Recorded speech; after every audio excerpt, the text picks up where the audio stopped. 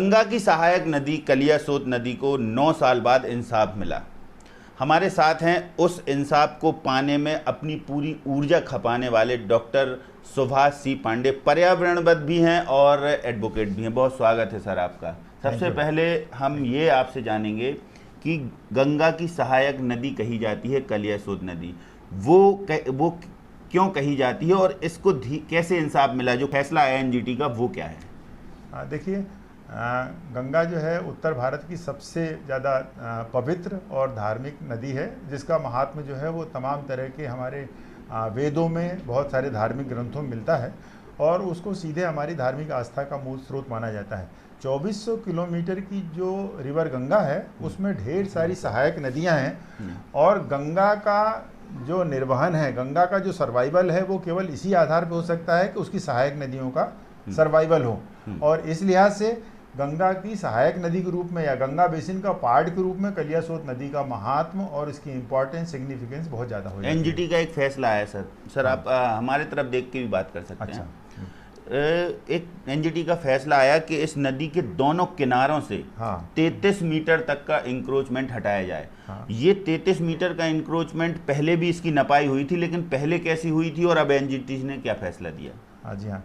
दरअसल क्या है, गंगा जो नदी है और नदी के लिए ये प्रोविज़न लिखा है, भोपाल डेवलपमेंट प्लान जो होता है जिसके आधार पर पूरे शहर का विकास निश्चित किया जाता है, उसमें ये बात स्पष्ट रूप से लिखी हुई है कि नदी की जो बेड है, नदी की जो चौड़ाई है, उसके दोनों तरफ किनारों से 33 मीटर का क्षेत्र यानी लगभग 100 फीट का क्षेत्र जो है वो ओपन खुला रखा जाएगा और वो ग्रीन बेल्ट के रूप में विकसित किया जाएगा।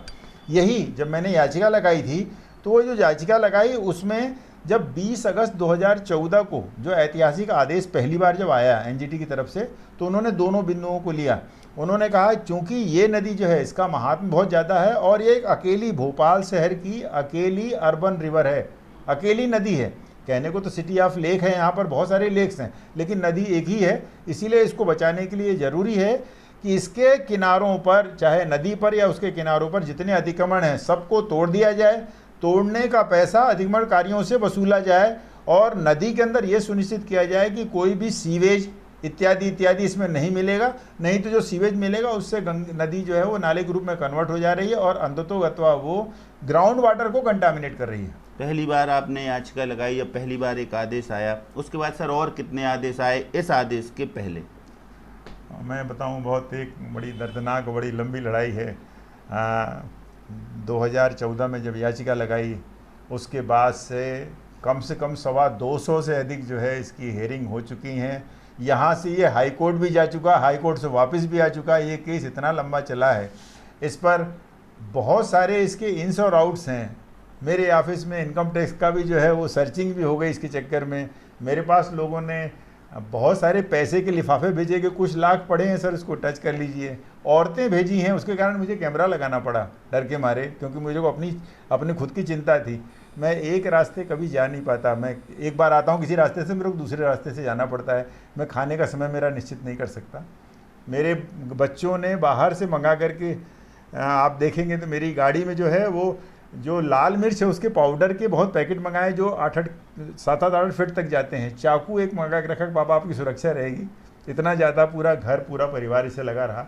मतलब प्रेशर बहुत ज़्यादा आया जब आपने ये निर्णय लिया है? हाँ, लेकिन मैं चूँकि अपनी लाइन पर हूँ, उसके लिए मैंने तमाम त्याग किए हैं। नौकरियाँ जो अपनी 2 बार नौकरी छोड़ी है और इसीलिए मैं अपने ही लाइन पर लगा रहा और मैं हमेशा ये उम्मीद किया रहा कभी न कभी जो है, ये लगता था कि इस मामले को उठाने से कौन कौन लोग आपके खिलाफ खड़े हो जाएंगे, इसके बावजूद भी। हाँ, बदस्तूर, जो कि मामला इतना कठिन और इतना लंबा था कि जब मुझे बड़े इंक्रोचर के नाम लगाने पड़े तो उसमें 18 तो बिल्डर मिले, 2 मीडिया हाउस ही थे जिन्होंने इंक्रोचमेंट किया था।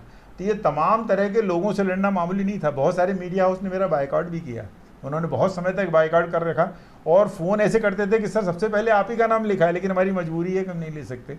तो इन तमाम चैलेंजेस को देखते हुए मैं अपने रास्ते बना रहा और आखिरी में 9 साल की बहुत लंबी लड़ाई के बाद, तमाम चैलेंजेस के बाद फाइनली ये ऑर्डर जो है वो इस रूप में आपके रूप में अब भी आया है। एनजीटी ने ऑर्डर दे दिया कि इस इंक्रोचमेंट को 2 माह करीब में हटाया जाए, एक टेंटेटिव समय दिया है हाँ। अधिकारियों को। तो जब हियरिंग हो रही थी तो अधिकारियों को क्या उधर ऐसा क्या बोला गया कि इसको हटाना ही है, कि अभी कुछ और घालमेल हो सकता है? हाँ, अभी ये बड़ा इंटरेस्टिंग क्वेश्चन है जो आपने कहा है।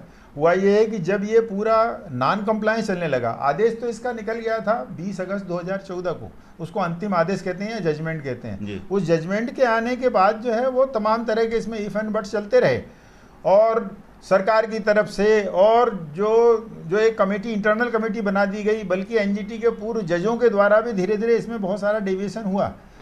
लेकिन चूंकि उसमें न्याय नहीं मिल पा रहा था और तमाम तरह की बातें आई, तो सरकार ने क्या किया, एक कमेटी बना ली, और सरकार के द्वारा बनाई गई कमेटी ने ये लिख करके दे दिया, अभी पिछली सुनवाई में ये लिख करके दे दिया है कि कमेटी जो है उसने ये पाया है कि जो निर्माण हो गए हैं उन निर्माणों को हटाना व्यवहारिक दृष्टि से ठीक नहीं है और ये पर्यावरणीय दृष्टि से भी हानिकारक है। इसीलिए वर्तमान में नदी ने अपना रास्ता बदल लिया है, इसीलिए जहां पर अब रास्ते नए रास्ते में गई है वहीं पर नदी और उसके दोनों किनारों को ग्रीन बेल्ट के रूप में मान लिया जाए, और यही सबके लोक हित में होगा। तो नदी ने रास्ता वास्तव में बदल लिया है या नदी का रास्ता बदल दिया गया है? हाँ, नहीं तो फिर जो आपने कहा ना, उसी बात को लेकर के नेशनल ग्रीन ट्रिब्यूनल के जो जज हैं उन्होंने इस बात को कहा कि आप कैसी बात कर रहे हैं, ये ब्लैक कॉटन सॉइल है और ब्लैक कॉटन सॉइल में कोई भी नदी रास्ता नहीं बदलती, ऐसा कहना संभव नहीं है। मैंने अपनी तरफ से आर्गूमेंट दिया कि सर ये समझिए कि यदि नदी ने रास्ता बदला होता तो ये अर्बन रिवर 36 किलोमीटर लंबी है, इस पर 6 ब्रिज बने हैं सर, 6 बड़े बड़े, रेलवे का ब्रिज बना है, हाईवे पर हाईवे का अथॉरिटी का ब्रिज बना हुआ है सर, कोई ब्रिज खसका नहीं। 1950 से यदि ब्रिज बना हुआ है, रेलवे का ब्रिज, रेलवे का यदि नदी बदल जाती तो ब्रिज बदल जाता, एक भी ब्रिज नहीं बदला और नदी ने रास्ता कैसे बदल दिया? तो मेरे तर्क में बहुत दम था और उसको आधार पर एनजीटी ने तर्क और तथ्यों की और हकीकत की लड़ाई। हाँ, और उसके बाद एनजीटी ने उनको डांटा कि नहीं मिस्टर आप इस तरह की बातें नहीं करेंगे, और भी उन्होंने अपनी सुनवाई के दौरान पहले तो ऑनलाइन जो विभाग के प्रमुख सचिव थे उनको बुलाया था और कमिश्नर को बुलाया था, प्रेजेंट रहेंगे। बाद में उन्होंने कहा कि नहीं, जब आप कह रहे हैं नदी ने रास्ता बदल दिया तो आप दिल्ली आइए और पर्सनली आके सारे रिकॉर्ड लेके आके बताइए कि नदी ने रास्ता कैसे बदल दिया जैसे आप कह रहे हैं। और बाद में व्यक्तिगत रूप से प्रिंसिपल सेक्रेटरी को वहाँ बुलाया, कमिश्नर को बुलाया और उनसे बोला समझाइए। हालांकि वहाँ जाने के बाद प्रमुख सचिव और कमिश्नर के द्वारा कुछ उत्तर देते नहीं बना कि इस मामले में कैसे जो है वो कहें कि हाँ सर इसमें रास्ता बदला है, वो वहाँ चुप रहे। और आखिरी में फिर उन्होंने एनजीटी ने कहा कि इससे पूरी चीज़ें प्रूफ हो जाती हैं कि रास्ता नदी ने नहीं बदला, नदी वहीं पर है और सारे जो अतिक्रमण हैं वो अवैध हैं, अनधिकृत हैं और इसलिए इन सबको तोड़ा जाए। सियासी दौर चल रहा है, बिल्कुल पीक समय है, ऐसे में लगता है आपको कि तोड़ दिया जाएगा? आपकी ये फाइनल जीत है कि अभी सुप्रीम कोर्ट बाकी है? हाँ, मुझे तो लग रहा है, देखिए एक बहुत लंबी लड़ाई के बाद जो है वो न्यायपूर्ण कार्रवाई हुई है, उससे न केवल मुझे, न केवल आपको, बल्कि हर एक आदमी को जो चाहता है कि जंगल ज़मीन बचे, हमारे और आपके बच्चे जो भविष्य में हमारे सुरक्षित रहें और हेल्दी रहें, उन सबको तो खुशी होगी। लेकिन ये केस अभी जो है इसकी बात की संभावना है कि जो बिल्डर हैं वो तमाम लोग जो इससे प्रभावित हैं, हजारों लोग इससे प्रभावित होंगे और वो जो प्रभावित लोग हैं वो या ये लोग जो हैं वो सुप्रीम कोर्ट में इस मामले को ले जाएंगे। लेकिन सच बात यह है कि इसमें इतने ज़्यादा तथ्य हैं, इतने ज़्यादा प्रमाण हैं कि इसमें कुछ ज़्यादा मामले होने की संभावना नहीं है। और अंततोगत्वा जो है ये सुप्रीम कोर्ट केस जाता भी है तो ये इनको टूटना ही है। हो सकता है कुछ समय के लिए ये स्टे इत्यादि की बात करें और वो टूटेगा। इस बात का एहसास एनजीटी की लास्ट हियरिंग में भी था, जब ये जो सरकारी वकील थे उन्होंने सरकार की तरफ से दिया कि सर तोड़ने की कार्रवाई थोड़ा सा लंबा कर देंगे सर, क्योंकि बड़ी मुश्किल से टूटेगा ये सब चीज़ें। तो जो जज थे उन्होंने कहा कि नहीं, चुनाव बहुत दूर हैं, आप तो ये सब कार्रवाई करिए, आपको 2 महीने के अंदर कार्रवाई बहुत टाइम दिया जा रहा है। सुनवाई में भी ये बात हाँ, ये बात की जो है चर्चा हुई है कि नहीं इसमें जो है ये पॉलिटिकल माइलेज और पॉलिटिकल डिसमाइलेज का बात होगी। तो एनजीटी ने किसी बात को, किसी की भी स्वीकार नहीं की, किसी के भी रिक्वेस्ट को स्वीकार नहीं किया, कोई प्रेयर को ध्यान नहीं दिया। उन्होंने कहा कि नहीं, न्याय संगत है, क्योंकि ये मामला बहुत पहले से ही बहुत समय से लंबित है और याचिकाकर्ता लगातार मानसिक रूप से इसमें परेशान है। इसीलिए बस न्याय ये है कि आप तो नदी में, जहाँ पर नदी है, जो अतिक्रमण है उनको तोड़े जाएं और उसको ग्रीन बेल्ट के रूप में डेवलप किया जाए। जल जंगल जमीन को बचाने के साथ साथ नदी के अस्तित्व को बचाने की भी लड़ाई आपने लड़ी सर। आपने अपनी बात भी बताई कि कैसे आपके ऊपर कैसे निगाहें रखी जाती थी, सीसीटीवी कैमरे तो आपने लगा लिए, बाकी के लोग आप पर भी सीसीटीवी कैमरे लगाए थे। उस दौर में जब आपने ये लड़ाई शुरू की थी तब कैसे ये साहस जुटा पाए थे कि पहले से ही तय था, माइंड में कब था कि हमें तो ये करना ही है? हाँ, मैं आपको बताऊं कि कलियासोत नदी का मामला जो है, एक नदी को बचाने का मामला मेरा केवल एक मामला है। मैं डायरेक्ट और इनडायरेक्ट 61 से अधिक मामलों में national green tribunal, high court और सुप्रीम कोर्ट में केसेस ले आ चुका हूँ। मैं पहले प्रोफेसर एंड हेड था इन्वायरमेंटल साइंस में, बाद में मैं चेयरमैन बना दिया गया सरकार के द्वारा।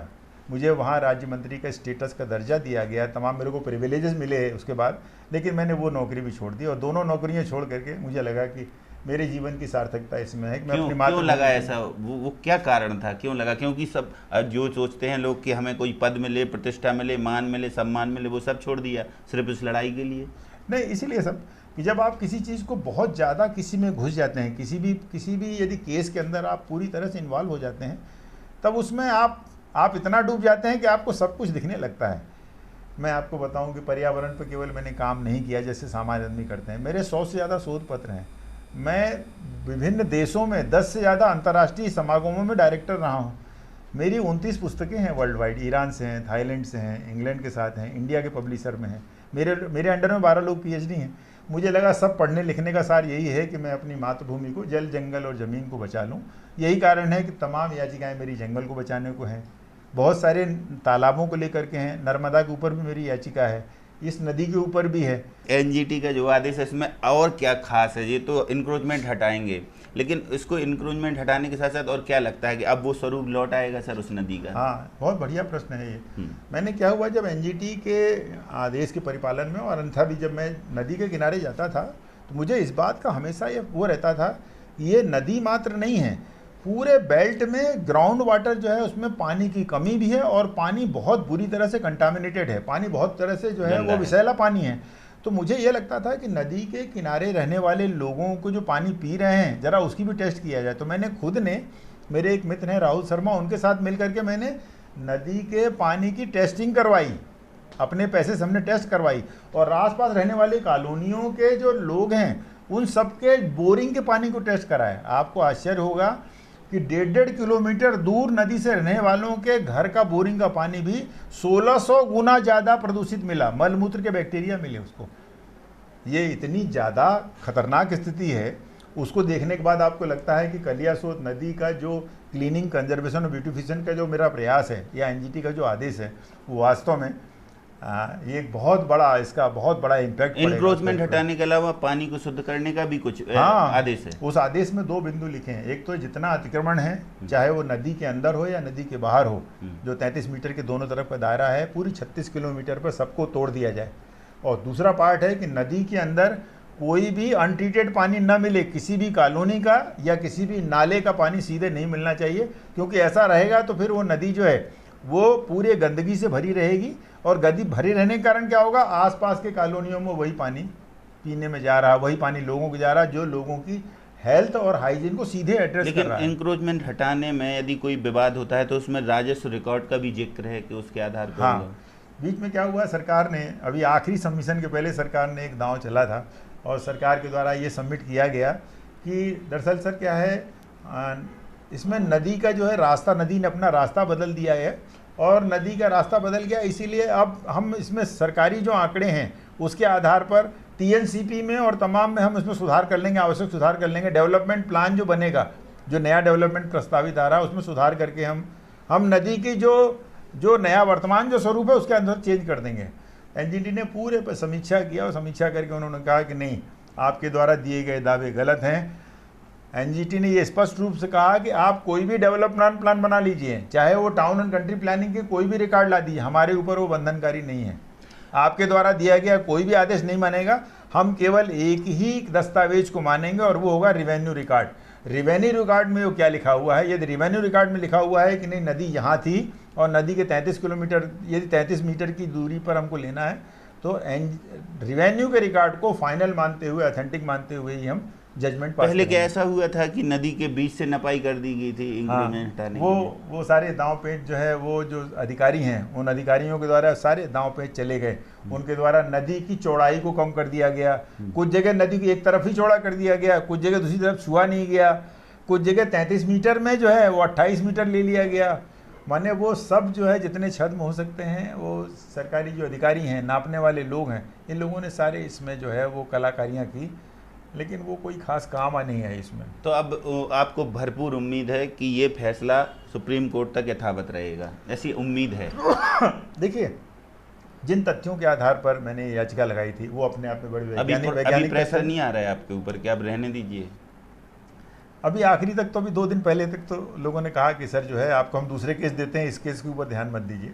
पॉलिटिकल पार्टियां तो पकड़ रही होंगी आपको कि आप हमारे साथ आ जाइए, कम से कम हाँ, जो सरकार के खिलाफ हैं वो भी। जो अपोजिशन की जो पार्टियां हैं वो कह रही हैं हमारे साथ प्रेस कॉन्फ्रेंस कर लीजिए, लेकिन मैं ये सब चीज़ों को अनएथिकल मानता हूं, क्योंकि मैं किसी भी पार्टी के साथ मेरा कोई संलिप्तता लेकिन नहीं है। सुभाष पांडे जी की लड़ाई, डॉक्टर सुभाष पांडे की लड़ाई जारी रहेगी इस विषय है।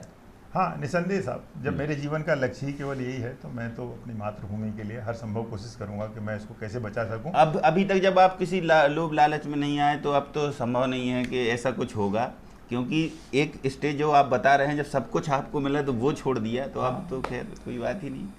ऐसा सवाल ये है कि हमारे आपके बच्चों के लिए, ये तो उनके लिए कहीं हमको उनको शुद्ध पानी मिल पाए नहाने के लिए, धोने के लिए, पीने के लिए, यदि उसको एड्रेस करने के लिए हम में से कोई नहीं आएगा तो वास्तव में फिर इसको कौन बचाएगा? जनता को क्या संदेश देना चाहेंगे सर, क्योंकि आप बहुत लंबी लड़ाई लड़ी है आपने, और वास्तव में जो आपकी पीड़ा, जिज्ञासा और जो भाव निकल कर आ रहे हैं उससे ये साबित होता है कि यदि आदमी ठान लेगा तो निश्चित ही सफलता मिलेगी। तो हमारे दर्शकों को संदेश देना चाहें? ऐसा समस्त दर्शकों को, समस्त शुभचिंतकों को, देशवासियों को मैंने कहना चाहता हूँ कि साहब, ऐसे लोगों की संख्या बहुत कम है जो लोग बहुत ईमानदारी के साथ इस मातृभूमि को, इस जंगल को, जल को, ज़मीन को, फॉरेस्ट्री को बचाने में लगे हुए हैं।